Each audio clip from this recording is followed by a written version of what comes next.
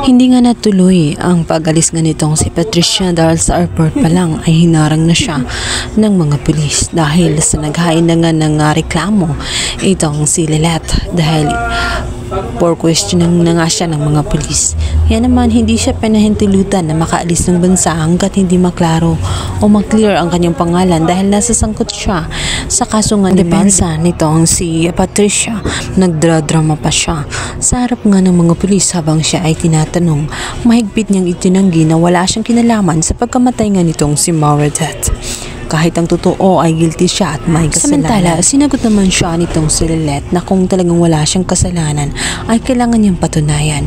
Dahil kung siya lang ang tatanungin ay mas paniniwalaan niya na nagsasabi ng katotohanan itong si Patricia nang sa ganoon hindi masaktan ang kanyang kapatid na si Trixie maging ang kanyang ama na si Ramir dahil ayaw niya na masaktan ang mga ito. Kaya naman itong si Patricia ay gumagawa ng paraan kung paano malinis ang kanyang pangalan.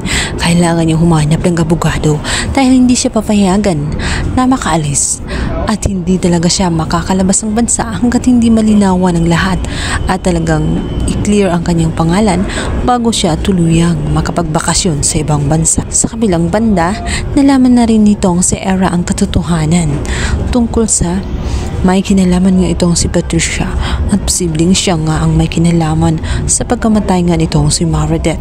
Kung kaya't gigil na gigil itong si Era, hindi siya pumasok sa bahay nitong si Patricia. Ngunit sinabihan niya ito na abogado siya at maghahanap siya ng konkretong ebidensya na magpapatunay at magdidiin talaga na may kasalanan at guilty itong si Patricia. At kapag nangyari yun ay talagang sisiguraduhin niya na magbabayad nga sa batas itong si Patricia. Kaya pagkarinig pa lamang ni Patricia ay tala nanginig na nga siya at kinabahan. Kaya naman agad-agad itong si Patricia ay kumuha na nga ng kanyang abogado. Dito na nga ipapasok itong si Attorney Zamora. Sa kabilang banda, nakapag-desisyon naman si Ramir na iwanan muna pansamantala itong si Patricia dahil itong gito siya at gulong-gulo ang kanyang isipan. Nais niya na bago siya bumalik sa kanyang bahay ay malinis muna ni Patricia ang kanyang pangalan. Kaya ngayon itong si Patricia ay mag-iisa na lamang. Umalis din itong si Trixie dahil alam niya ang katotohanan. Aligaga ngayon itong si Patricia, hindi niya alam kung paano niya lulusutan ang patong-patong na kaso na inihain sa kanya. Maging ang mag-asawang si Attorney Constantino at Lorena ay gigil na gigil din. Alam nila kung may kasalanan itong si Patricia, maaari din siya rin ang may kinalaman sa pagkamatay ni Ino na siyang katotohanan talaga.